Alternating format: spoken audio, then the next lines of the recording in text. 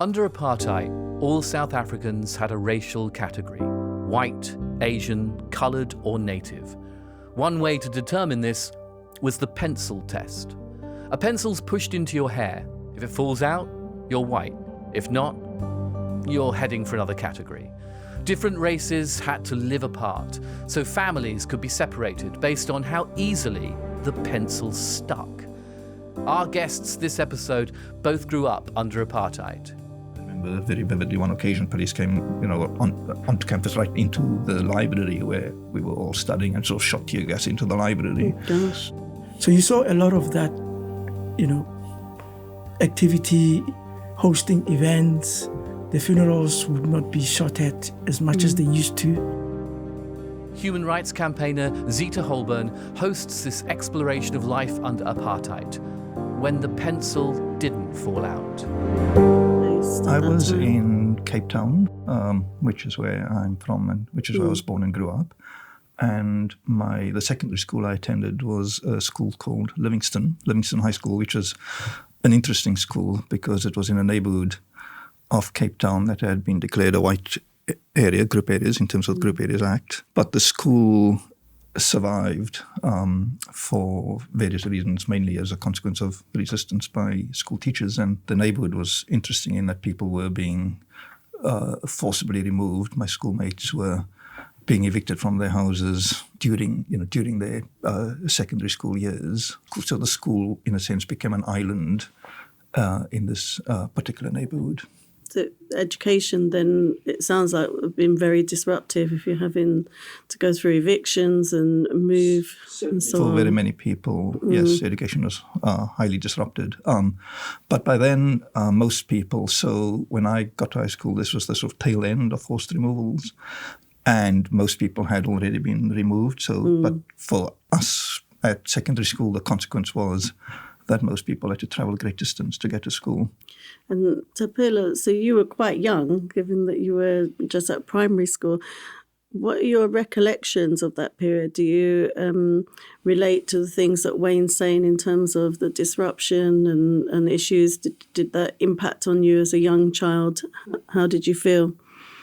My memory of the era at the beginning of the 80s was we had buildings that were still burnt out as a result of the 76 riots. Beer halls, which were government-sponsored, places where, the adult population was not expected, but in a way the government was using alcohol to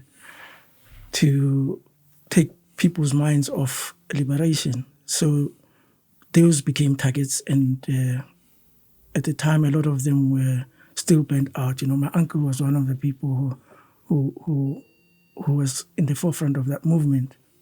Now and then there would be news about a guerrilla attack by ANC and PAC, but it was only towards the middle of the 80s that activity around resistance was really, it picked up a lot.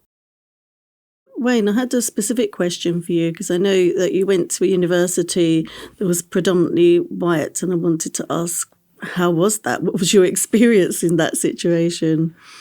So the university I went to was the University of Cape Town, which is, was and still is today one of South Africa's most prestigious universities. It was a university that was predominantly white, and it was, of course, built and established to reproduce the white elite. My first year at university was in 1985. It was at the tail end as well of a requirement that black students, and by black I mean all students not white, were only allowed into the university, only allowed to study under special dispensation. But in terms of my experience, it was a very segregated university, of course. The majority of students were white. I can't say the percentages now, but we certainly talk about well over 70 or 80% of students were white. And the staff component was even higher. So it meant that one was always sort of in a minority, of course, in a country where you weren't in a minority, but certainly at university your experience was one of being in a minority. It was one of being quite alienated, alien. My father was involved in the street committees of the mid-80s, which were essentially part of a local civic association and self-governance within the townships. So people would not be taken to the justice system because it was seen as collaboration. So there were people's courts. My older brother, whenever there would be a funeral, it would be preceded by a night vigil. Okay. Or the youth wouldn't have much of a choice but to go, especially the boys. So my brother would often be picked up late at night. He's older than us, have to go. He'd have to go. Yeah, my mom, she was a little bit more involved later as a health advisor at the South African Catholic Bishops' Conference towards the 90s. When Namibia was becoming free and their offices were bombed by the security forces. So your family were really quite active. So even though you were a young child, you would have had that influence and impact of your family. Yeah, to a large extent. I mean, there were other families who were a lot more involved. People went to Robben Island, people left for exile, families broken up. But at that time, I always say the involvement was not much of a choice because this is the environment that you live in. What can you do? Yeah, exactly. You've got to stand up for yourself and survive. Exactly. Yeah. How about you, Wayne? You talked a bit about university as well and some resistance there. So no, I wasn't directly involved in political organizations, but I was very much in the milieu of this sort of period of resistance. And the secondary school, high school that I attended was considered to be but it was considered to be slightly different to other schools in the city, in Cape Town, and since it was highly politicized school and under the sway, I suppose, of an organization called the New Unity Movement. That was the sort of world in which I grew up, and my school teachers were very involved in the New Unity Movement, and so I was kind of conscientized by that political setting. But then, like I said, I also lived in a completely different part of the city, and I lived in an area called Mitchell's Plain, which is where the UDF, the United Democratic Front, was launched. And I actually very vividly remember attending the launch of that organization because it was very close to where I lived. Obviously I was just one of tens of thousands of people present there.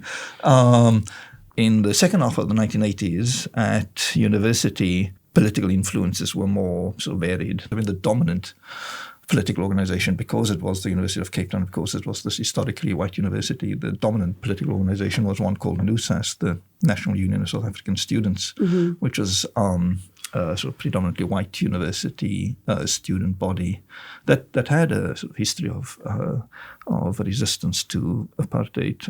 But then there were other organizations like the UDF and an organization called SOYA, the Students of Young Azania, which was much more inspired by ideas of black consciousness. But there were lots of rallies and political meetings throughout the 1980s, and especially during the state of emergency. So, it has to be said that historically white universities were far more protected and didn't have the sort of police intrusion onto campuses from time to time. And I remember very vividly one occasion, police came, onto campus right into the library where we were all studying and sort of shot tear gas into the library. Oh, gosh. But it was nothing like the kind of brutality that people at the University of the Western Cape, for example, and all other black universities experienced. There was a very, very clear sort of distinction, but these instances couldn't but sort of help to radicalize people. And so that was the sort of world in which I participated. That kind of connects to how I got involved in the anti-apartheid movement here in the UK, because those student boycotts and the wider boycott campaign is how I got involved. And as a student, I was involved in those boycotts and protests. And in the early 80s, I visited South Africa. I was actually on my way to Lesotho, where my father was living.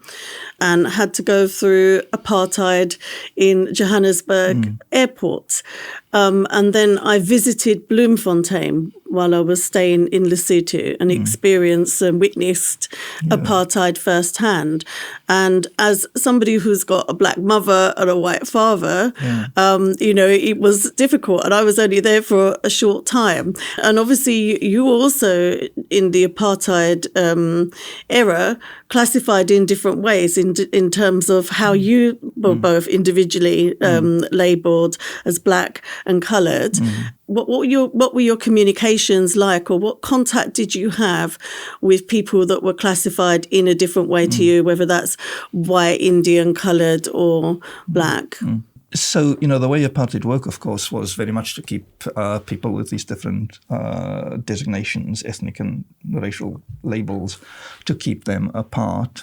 And, if one just lived one's daily life without sort of consciously seeking to break those boundaries, it would have been very easy and very possible to, by and large, keep contact to a minimum.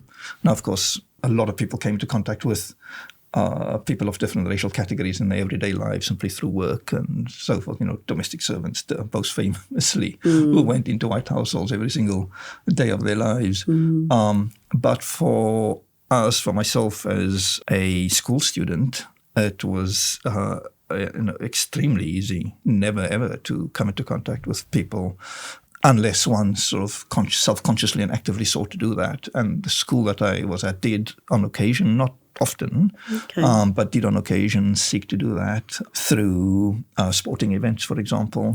But then with the student boycotts of the year 1980 and subsequent years, political organizations, there was a famous committee, I think it was called in Cape Town, I think it was called Committee of 81, if I remember correctly, something like that, where the bridges were, quite actively built with students in, so-called African townships and African neighborhoods. So the short answer is it could happen, but you had to sort of make it happen. It didn't happen by itself. Yes. How about you, Thapelo? What's your experience? Yeah, equally so, because the apartheid spatial planning development was such that each grouping had to be exclusively living within that specific area. So, as you know, every town had town for white people with their suburb close by. And a little bit outside the town, there's a black or African, as it was then described, coloured and Indian localities. So, honestly speaking, there was not much of interaction except when we would go to my father's boss's house, and not necessarily on a social visit, but for a specific reason. Worked for a company called Beecham's. The coloured township we would often drive through, but not necessarily stop over at somebody's house. My father would know some people there and in the Indian community because he was quite a social person. So we might go with him, but stay in the car while he goes in for a reason. So you wouldn't have a direct interaction. Yeah, so there was not really much of a day-to-day kind of until later towards the end of the early 90s that things started opening up. But generally speaking, I remember seeing other races in football matches because football, for some odd reason, never really was as highly segregated as rugby and cricket. So there'd be players from North Gezeeg in Joburg, or when we were in Pretoria, there was a club called Pretoria City from the coloured township next to Mamelodi. So there were players like Basil Steenkamp, and you got to know a lot of other races through football. So sport, bringing people together. Yeah. But sport certainly did bring people together, but at the same time, there were very many organizations black organizations, that argued very vehemently against sort of normalizing this kind of sporting interaction. Particularly strong in Cape Town, an organization called SACOS, the South African Council on Sport. And they had a motto that said, "No normal sport in an abnormal society." And, in opposition to the South African government's attempts to kind of normalize sport and organizations such as SACOS. So in a sense, it was a slightly contradictory kind of position to take, because in a sense you ended up with kind of segregated sport if you kind of followed that line and position, but. All these things are contradictions. And then in the boycott campaign, the international boycott campaign, boycotting sporting activities was because of the segregation, to stand up against that. Yeah, it is really interesting, the dynamics. These organizations, campaigned very strongly, for example, to continue to keep South Africa out of the Olympics and basically continue to make South African sport a kind of international pariah. And it did so very successfully. I had a question kind of linked to this in a way, because so you're talking about sport and the part that sport played politically, but I had a question about, sport, entertainment, leisure from a perspective of self-care in the midst of all of this upheaval and horrendous human rights breaches and civil unrest and the apartheid regime upon you. Was there space, was there time for you to have leisure, to do things for self-care, to bring joy collectively in your communities and families? And, if there was, what did you do? There certainly was opportunity for leisure. Different families did different things. So for a lot of people, sport would have been the single biggest kind of expression or avenue for leisure. Football, first and foremost, but for women, netball. My mother played netball, for example, was quite involved in sort of girls' school netball. But then also other things, not sports related, but where in a city like Cape Town, going to the beach was a very big part of one's kind of social life during the summer months. And of course, I have to add, be remiss not to say, of course, it was segregated beaches, highly segregated beaches in Cape Town. So it was, so there was the kind of perverse experience of doing something as a child, doing something really joyful, i.e. going to the beach, but at the same time experience the kind of humiliations that go with that. And of course it doesn't, take a genius to work out that the best beaches were not, available to black people. Can you imagine? And one had one's experiences of being sort of forcibly kind of removed from beaches and picnic places and so forth. I mean, apartheid was such a perverse kind of social system that it did, at one level, it was highly successful in kind of normalizing everyday life. A lot of people, of course, engaged in leisure that was highly destructive leisure, drink and drugs and all kinds of other things. That was a leisure pursuit as well. Smoking marijuana in Cape Town is in South Africa, across the country, highly practiced for leisure. People did all kinds of things. And with trauma, and with trauma, of course, yeah. It comes, like I said, highly destructive, and came at a cost. But I'd say probably the non-destructive things would be, sports first and foremost, and then picnics, activities, going to the beach, that sort of thing. And Thapelo, how about yourself? It was quite an era full of contrasts, actually, because the state was trying to say to you that this is normal. So a lot of people fell into that, whereas there was another section of society that said, no, we cannot accept this type of lifestyle. So you had what would normally be considered everyday life activities like music concerts, music stars, football, entertainment generally, even though it was within confined spaces. I recall when the UDF instructed the townships to beautify the townships, because it was during an era where there was a lot of graffiti around. Join the UDF, people's power, people's education, to cover it all up. And not necessarily cover it up, but within these spaces, the idea was to create green spaces. Okay. For instance, where there's a T-junction, that little space in the middle, I do recall lots of people doing that and naming them after the leaders in exile. Okay. So our one, it was called a Tambo People's Park. Like that green spaces of resistance. Yes. I like that idea. Yes. So there was that urge towards, living life, even though the situation did not really allow for much of that. Exactly. I mean, I think the point is the main point is on Thapelo made that these things are really very contradictory. That you could enjoy. I mean, Thapelo reminded me of music as a very big form of leisure, and in the way that it is for youth the world over. Absolutely. And so, in that sense, South Africa wasn't unique. The kind of the leisure activities of black people in South Africa were not unique. But what was unique was that these activities were exercised in highly segregated spaces. Yes. So if you went to a nightclub, disco, jazz concert, whatever, they'd all be segregated.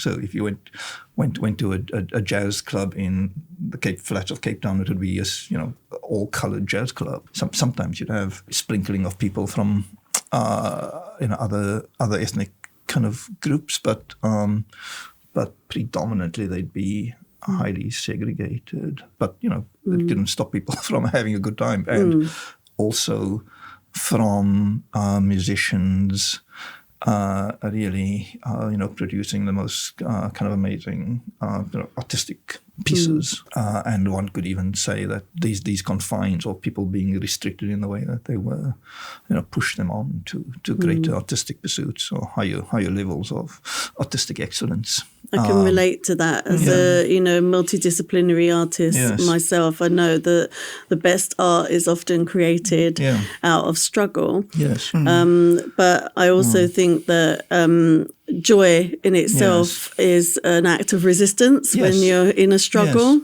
Yes.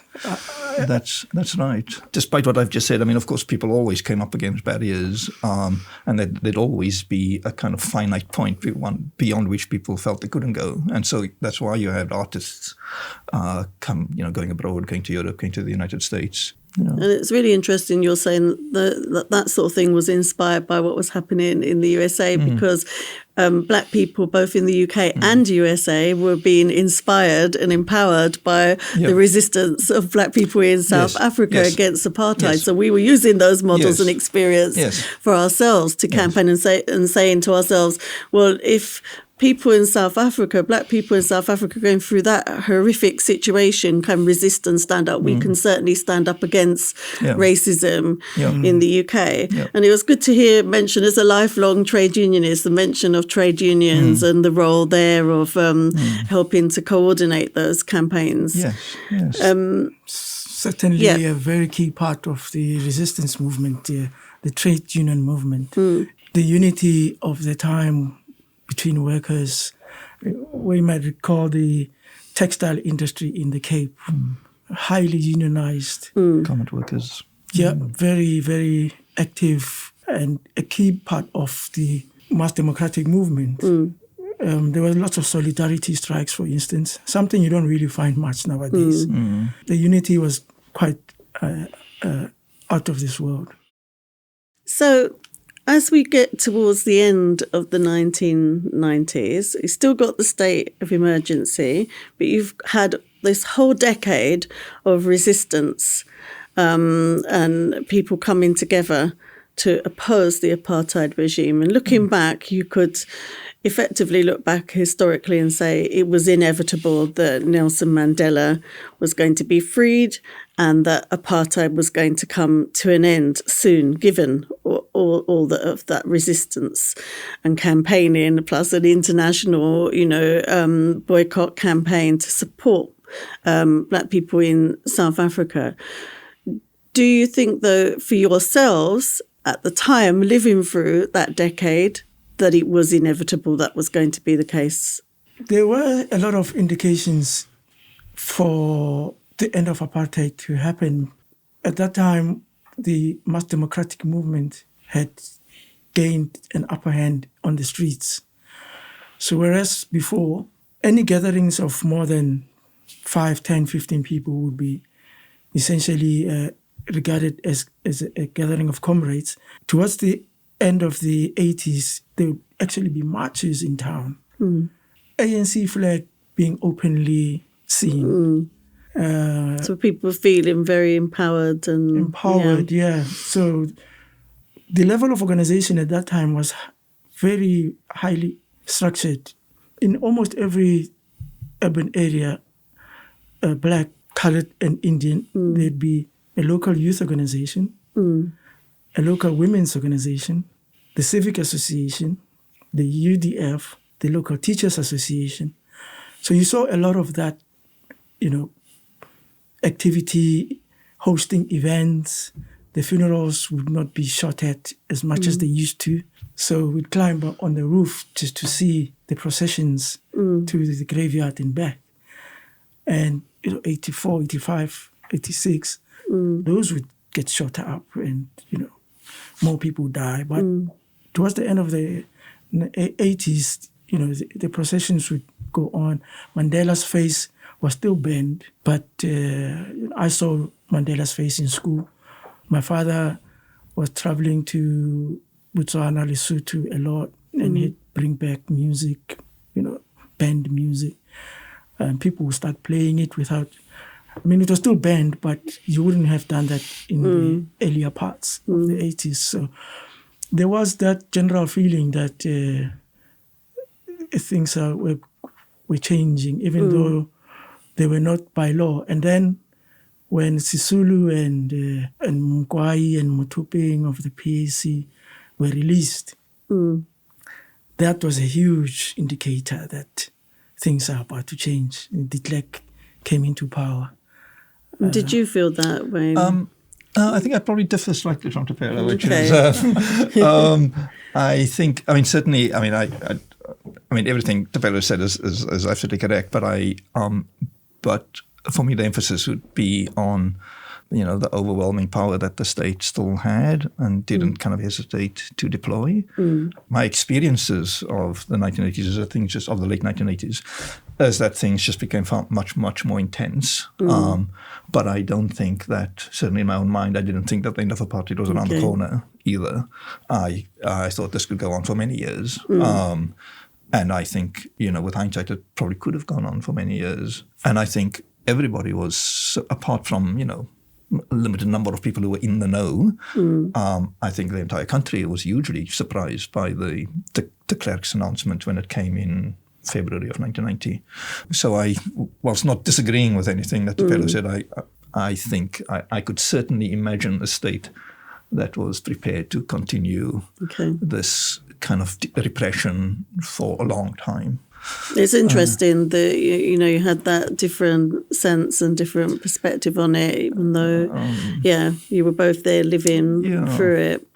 They were. Thapelo is correct. Things were changing. The Group Areas Act, which in Cape Town was such kind of pillar of how the society was how the city was, arranged, geographically, physically arranged, had begun to crumble. People started to move to different kind of neighborhoods, and there were kind of loopholes in the law that allowed people to buy houses in areas where they previously couldn't buy houses. Things were changing. So clearly things were changing. But, the broad kind of edifice was still very much in place. Yeah, certainly one wouldn't necessarily say that the changes, the legal changes were going to happen. the Group Areas Act was still highly in place. I remember there was a new township development not far from where we lived, which was deemed to be or declared to be Indian. So you had the Indian community moving from one area where they had been living, going towards the new area. Okay. But the shortest way was through our township. And I could never understand, where are these people going? Trail of people. They never seem to stop anywhere here. They just all day driving through. I mean, this was really late 80s, if not early 90s. So the system was still very much intact. I mean, large numbers of people were still dying. Is the main thing. Yeah, people were still going to prison. People were still being killed in very large numbers. Yeah, it's still pretty horrific. By the state. Yeah. Right until the end and beyond, it has to be said. I mean, beyond 1990, the state was still very much involved in sort of liquidating people in third force activities, in supporting the sort of war in what is now KwaZulu-Natal. There's very much a kind of third hand at work all the way through to the elections in 1994. And it's important not to forget about that and to remember those people and honour their memories and the struggles that they went through.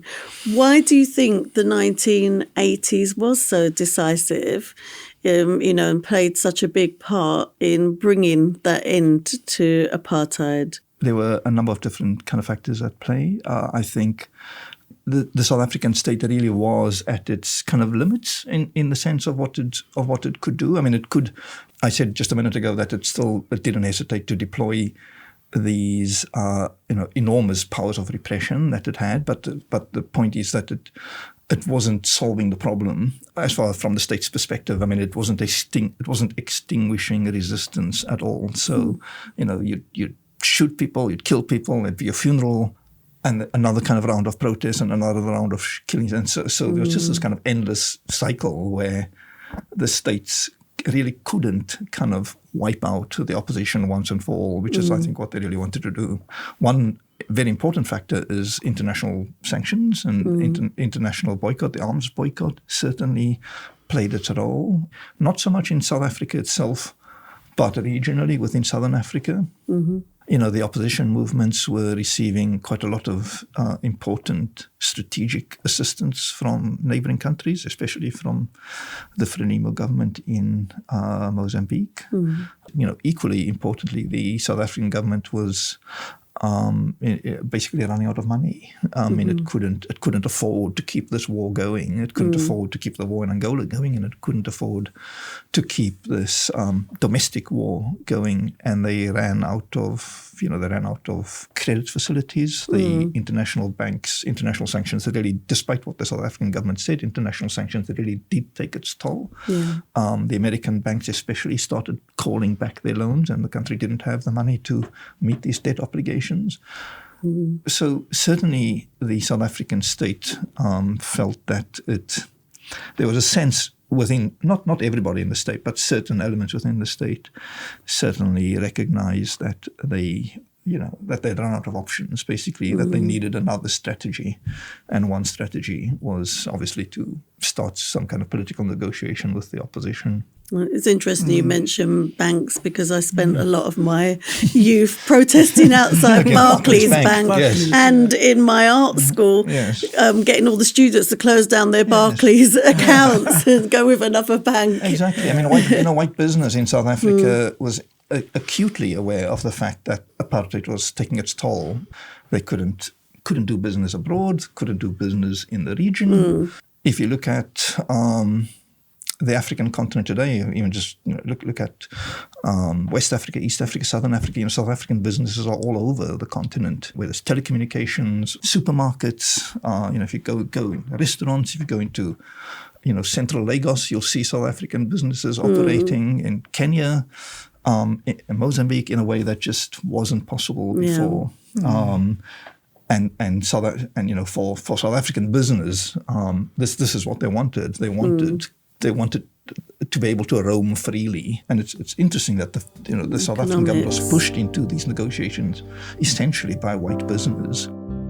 We've come to an end. Thank you so much for this really enriched and enriching conversation, and for sharing your lived experiences, because I know also that can bring trauma, having to talk through these kinds of things. So I appreciate you taking the time and to speak so frankly and passionately about your lived experiences, and taking time out to be here today. Thank you so much. Thank you very much. Thank you. Thank you. Thank you very much for your time as well. Yeah. Thank you.